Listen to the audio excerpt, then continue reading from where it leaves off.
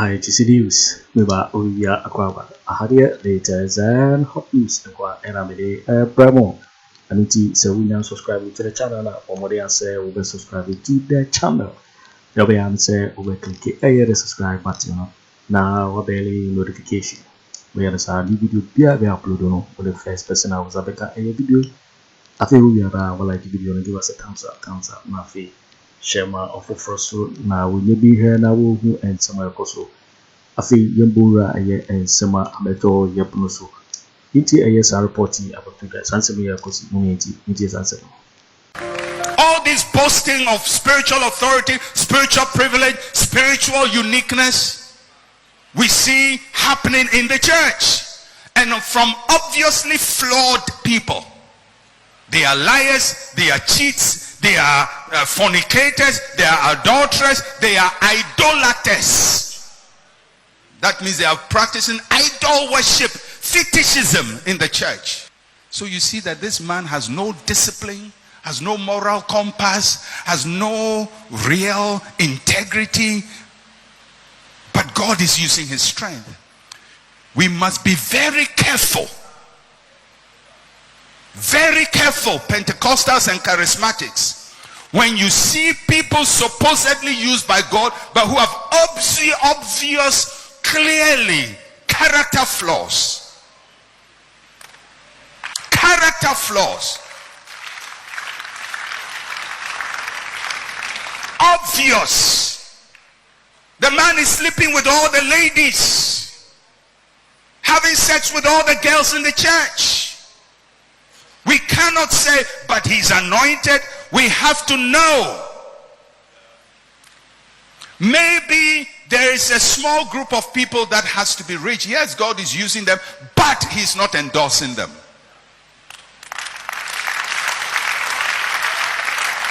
And the supposed miracles happening in their lives is not an endorsement of their character. The charismatic church, we see so much power, and maybe that is what all of you see. But I see so much danger and so much self-destruction, so much dissipation of confidence. More and more the congregation and the public is losing confidence in us. They are losing confidence in men of God, in clergymen. If you call yourself a prophet, it's almost like a title meaning conman. Enam openi na koma papenti onyame asado omai ahyemesabi bibia ntimi sia no kwa. Amen. Make the mistake to say so we should imitate Samson and learn from his ways and go and do what Samson did. And go and lie on a lady's lap and tell her all your secrets. Are you crazy? What's wrong with you, Mr. Samson? What's wrong with you, Mr. Samson? And when he's the thing about Samson that I can't get, you try it once, and the lady calls the Philistines. So you should by now say that, hey, we are in trouble. Oh. If I tell my secret, I'm in trouble. He does it twice. He does it until now. The Bible says now he can't stop, so he says it. So you see that this man has no discipline, has no moral compass, has no real integrity, but God is using his strength. We must be very careful.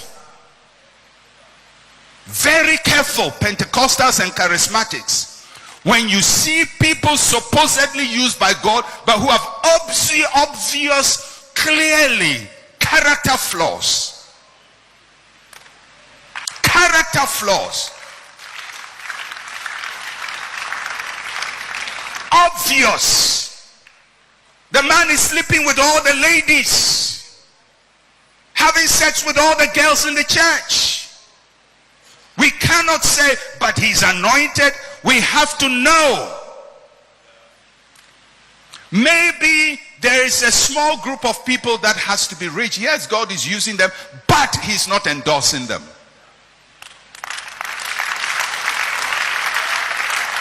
And the supposed miracles happening in their lives is not an endorsement of their character. You are watching Juicy News on YouTube. Hot news Because all time. sometimes, You you are know, watching I hear Juicy pastors News on preach, YouTube. speaking and Hot say, news if all I be a time. man of God, who are you? I mean, what are you saying? You think God answers you because you are a man of God? God answers us because of his mercy. You think you have impressive credentials? If I be a prophet, if I be a man of God, shut up and sit down. You are just another human being that God picked somewhere by the roadside and is using. Shut up and sit down. All this boasting of spiritual authority, spiritual privilege, spiritual uniqueness, we see happening in the church, and from obviously flawed people. They are liars, they are cheats, they are fornicators, they are adulterers, they are idolaters. That means they are practicing idol worship, fetishism in the church. And somehow we think, oh, there is also a grace. I'm happy you said grace. Because grace is God's covering for your foolishness. If you are a pastor here, go to school. For those of you who are older already, you're past helping. We'll take you like that. We'll take you like that. and we'll ease you off. We'll take you like that. All of you who are older will take you like that. But those who are coming, we are talking about the next generation, influencing those who are coming. These generations who, if you sense God has called you, you have to go to seminary. You have to.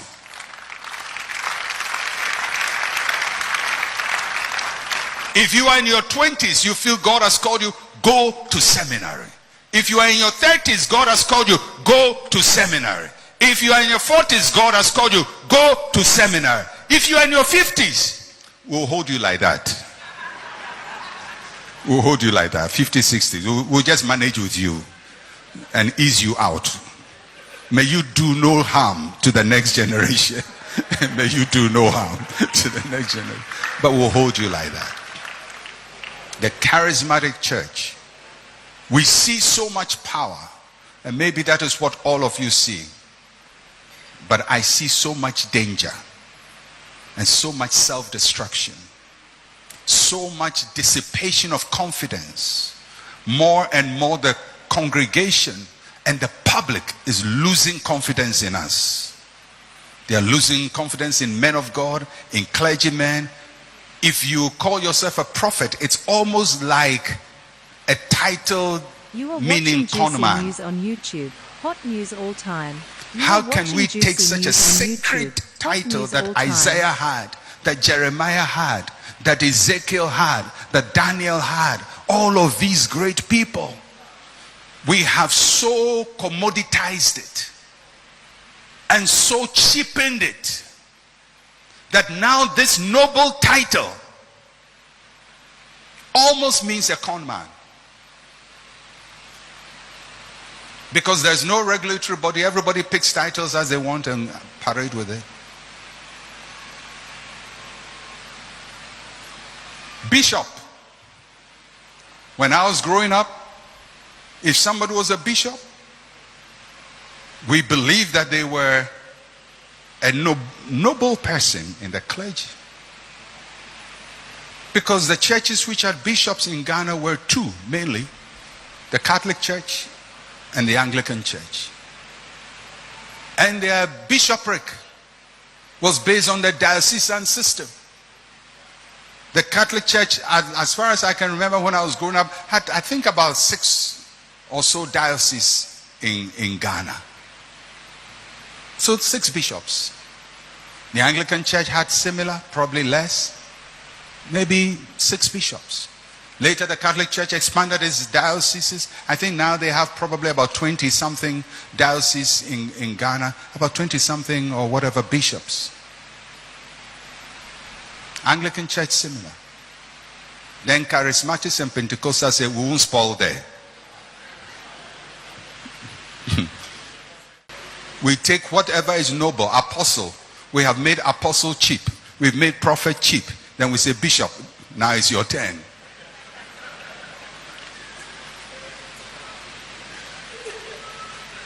And we have desecrated it so that the title bishop has no nobility attached to it again. Any person with 3 lizards is a bishop.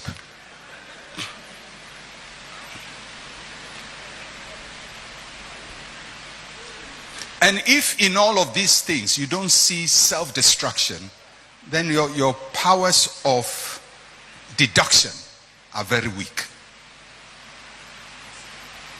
If you can't see destruction, can you imagine in Ghana where everybody who has never been to law school is called a lawyer? I get up and say, hey, I'm a lawyer. From today I'm lawyer so and so and so. I'm architect so and so. I'm doctor so and so. Can you imagine what will happen to the health profession? Or the legal profession? Or the judiciary? I get up, I say, hey, well, I'm able to decide people's matter. From now I'm judge. I'm Chief Justice Mensa Otabil.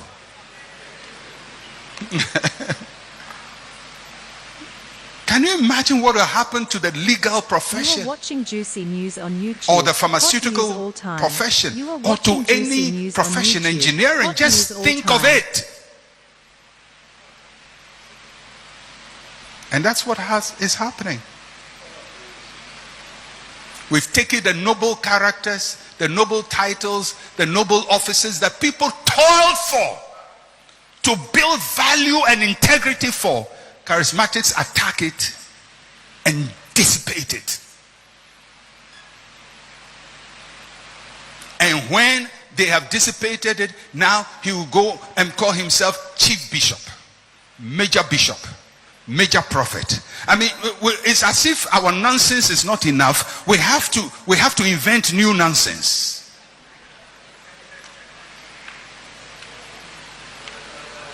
And wearing all kinds of attires.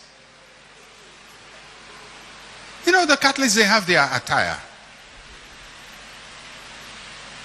Anglicans have their attire. Protestants, mainline Protestants, only wear the main clerical collar, and that's about it. There is no episcopacy, and they don't escalate. And charismatics say, we won't spoil there. We saw bishops wear maxi skirt, so we say we'll wear maxi skirt. And we won't do the maxi skirt well. We'll go and do all kinds of things, and then we do a hat, and we do feathers in it, and you wonder, what is the meaning of it? Is this? It's nice.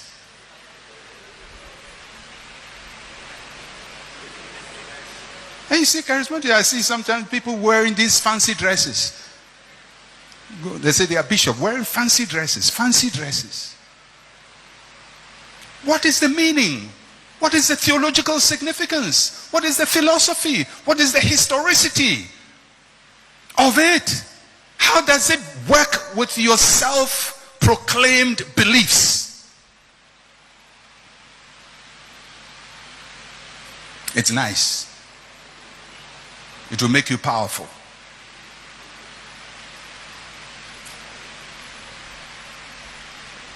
Years ago, about 30 years ago, I met a friend of mine who had just been made a bishop.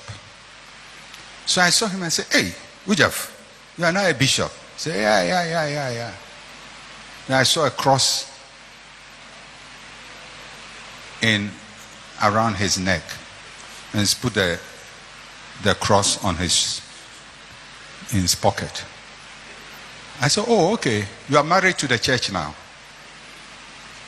You are wearing a ring. You are married to the church. Now, you know, the Catholics, they don't marry. Their wife is the church. They are married to the church forever. So the church is always on their heart. Your wife is on your heart. So the thing you are wearing itself, its significance is lost on you. Yeah, somebody say polygamy.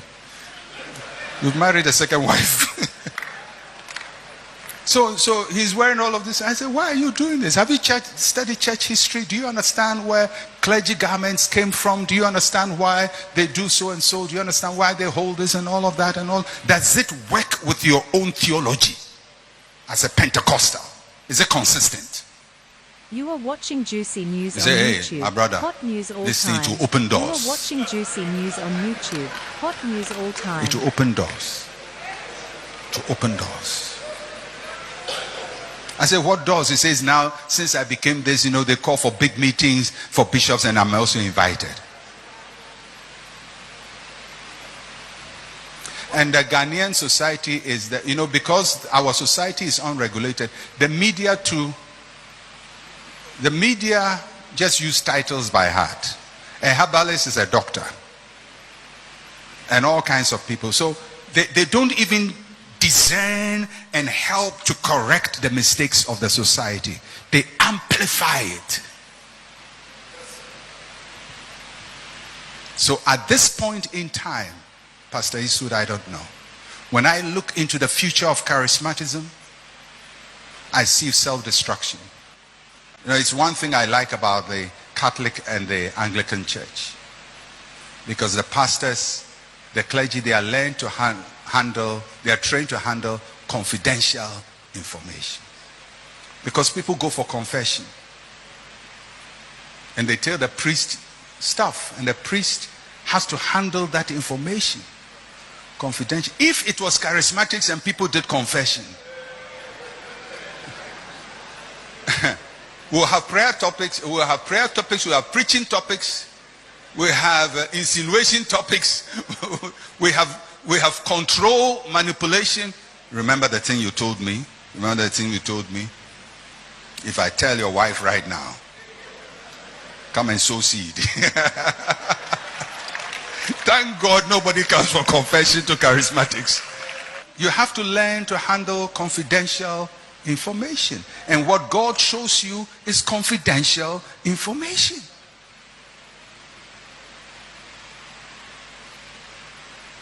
But we blast it. Sometimes humiliate people in public. The Lord showed me this about you, and we describe people's health challenges publicly. Embarrassing situations that they wish nobody hears.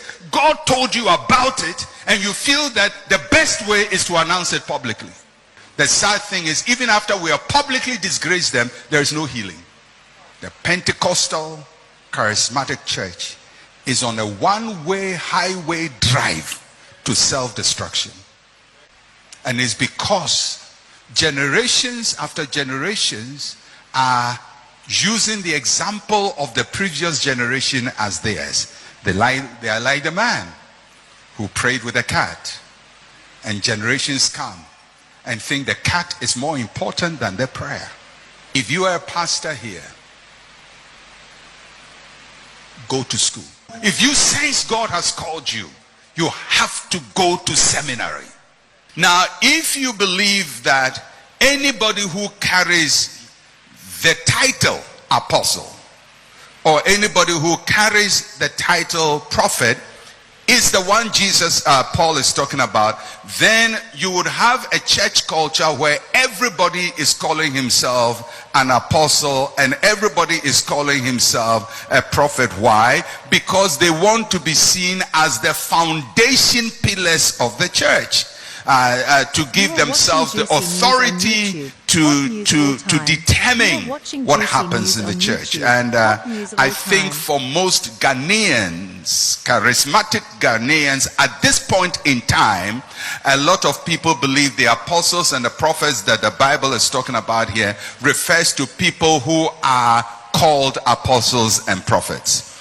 So these days it is very easy to find people called apostles and prophets. Somebody starts, yesterday he was an unbeliever, today he gets born again, tomorrow he attends Pastor Eastwood's conference, and Pastor Eastwood prays on him and lays hands on him, and the next day after that he is called apostle. And he has jumped everything. He's just apostolated himself. Or somebody is praying and he sees a mosquito in a dream, or he sees a lizard, or he sees something, he calls himself a prophet. And because it is a self-help environment, when we say something is self-help, it means it has no process. Everybody is helping himself. If you want to take the title, nobody can stop you. If you want to say you're apostle, nobody can stop you. So we have all kinds of things called apostle and all kinds of things called prophet. But what did the scripture mean when it says the apostles and the prophets are the foundation on which the cornerstone has erected his church? And yesterday I explained what this text means. The apostles here are basically the 12 apostles of Jesus Christ. The 12 apostles of Jesus Christ. And later including Paul.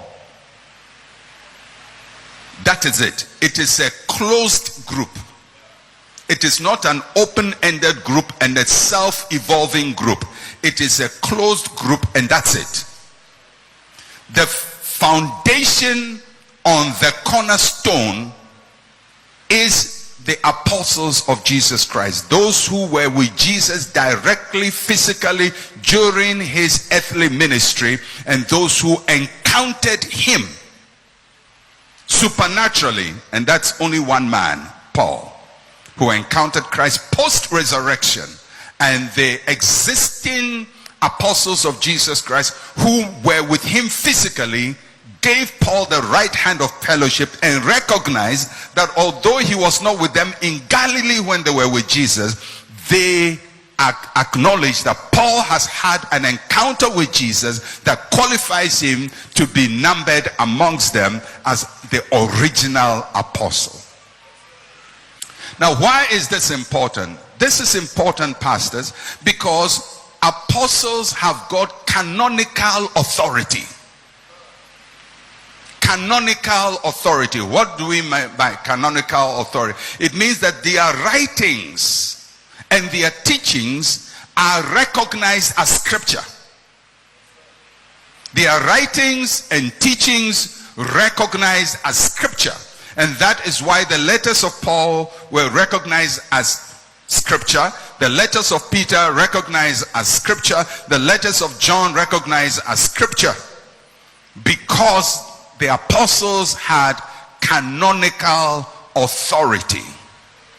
The other group that had canonical authority is the prophets. And what does it mean when the Bible talks about prophets here? It doesn't mean any prophet existing today. They are not included in this definition. It doesn't mean any prophet that has existed in time past.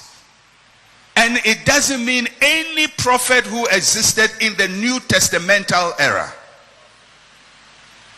This prophet here refers specifically to the canonical prophets. That is the prophets who wrote scripture. Isaiah, Jeremiah, Ezekiel, Daniel, Hosea, Joel, up to Malachi.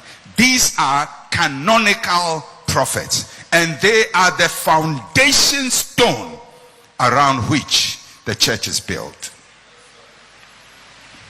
So, why is that so? And I said that yesterday. The prophets of old pointed, Jesus is coming, the Messiah is coming. The apostles tell us he has come. That's all. He is coming, he has come. So these two tell us the rock is coming. And then the other says the rock has come. The Messiah is coming. The Messiah has come. The Messiah is coming. This is who the Messiah is. This is what he came to do.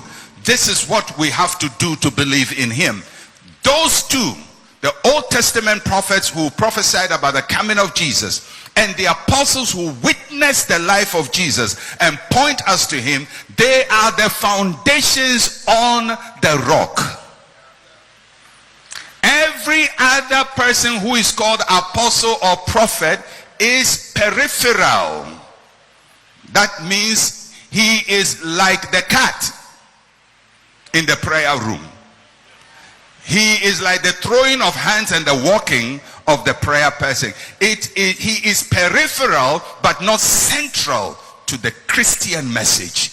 Because the Christian message is Christ Jesus, the apostles of the New Testament and the prophets of the Old Testament. What they said about Christ, that is the center of Christianity.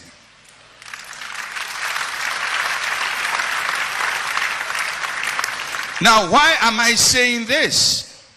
I am saying this because if we are not careful, we forget about the center and focus on the extra. And we can invent all kinds of things outside of what is central to the Christian faith. The Christian faith is not defined by you or I. The Christian faith is defined by what the prophets said and what the apostles said. So my job, your job, the job of every Christian is you have to go and study. What did the prophets say about the coming Messiah? What did the apostles say about the Messiah who has come? That knowledge, that understanding is the basis on which we build our faith. Yo, waiting for winning and summer abeto yapno so because DC so and our hello. So we can subscribe ya. Omodia say over subscribe to the channel. Sansa happy latest and hot news and Aremeyaw and Prempeh. Afriyie na will like video, give us a thumbs up. Nothing. Share my for some we may be here now and some more Akoto Ghana. Also with me at Gyamfi, so we now will comment boxing. In my next video. Thanks for watching. Like and share the video. You can also drop your comment. Please don't forget to subscribe. Click on the bell to turn on the notification.